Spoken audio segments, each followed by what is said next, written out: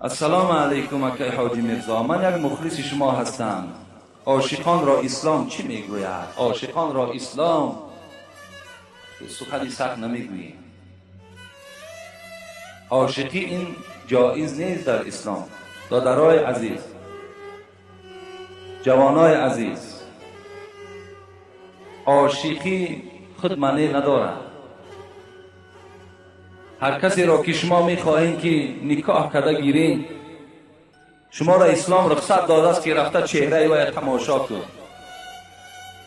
رو وی ببین، خوب است، خوب صورت است، بد صورت است، خوش سخن است، بد سخن است، همه اینها را از تجربه بگذران و بعدا چیکار کن؟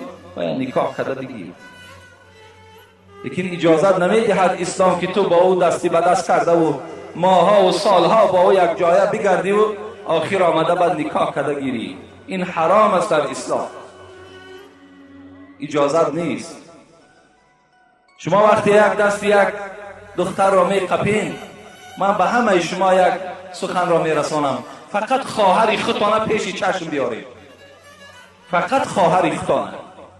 وقتی تو دست یک خواهر برادرم میقپی، هیچ وقت نیتی تو نیتی پاک نیست، تو دروغ میگوی. با دلی صاف، این دلی تو صاف میشد، دستی او دختر قپیده و فشرده و از دستی او راحت نمیبردی. او دلی تو خیلی دلی غجد است، او دلی تو خیلی دلی سیاه است. او را من میبینم، من میفهمم. تو دروغ میگویی. وقتی دستی او را قپیدی، تصور کن که یک رفیقی تو دستی خواهری تو را میقپد، خودت را چه تصور میکنی؟ مادام برای خودت که نمیخواهی، برای برادر مسلمان تم نخواه. یک برادر تم بیچاره را در غم اندون افغان، تا که فردا یک رفیق میگوید میدانی خواهر با فلانی دیدم، خیلی آدم غمگین میشود، ناراحت میشود. از این خاطر اسلام عاشقی را هیچ وقت جایز نمیگوید. حتی شما تلفنی هم صحبت داشته باشید، اسلام این حرام میگوید. تلفنی، زیرا صدای زن خودش ریاکسیا دارد، خودش یک وجود آدم را ویران میکند. با تلفن حتی همراه او صحبت نکن.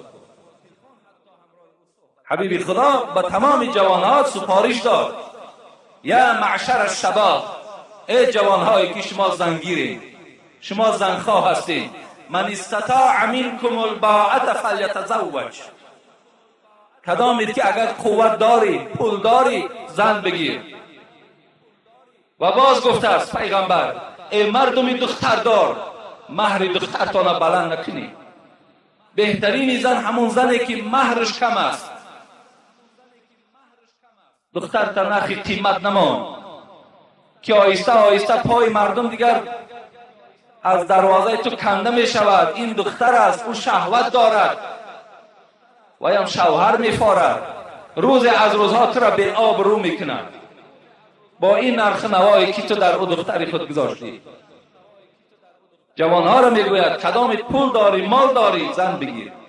فإن لم یستطیع، ای حبیب خدا اگر نداشته باشیم چی؟ فعلیکم بالصوم فإنه وجاء. گفتن جوانای عزیز مادامی که نداشته باشین، خدا شما را صاحب مال و ملک کند و دخترها را، دختردارها را خدا انصاف دهد. شما روزه گیرین تا که شهوت شما، اما شهوتتان با واسطه روزه شکسته شود. روزه بگیرین. گفت روزه شما را مانده میکند، روزه شما را شکسته میکند، همون طغیان شهوت از بدن شما دور میکند. این از توصیه پیغمبری خدا.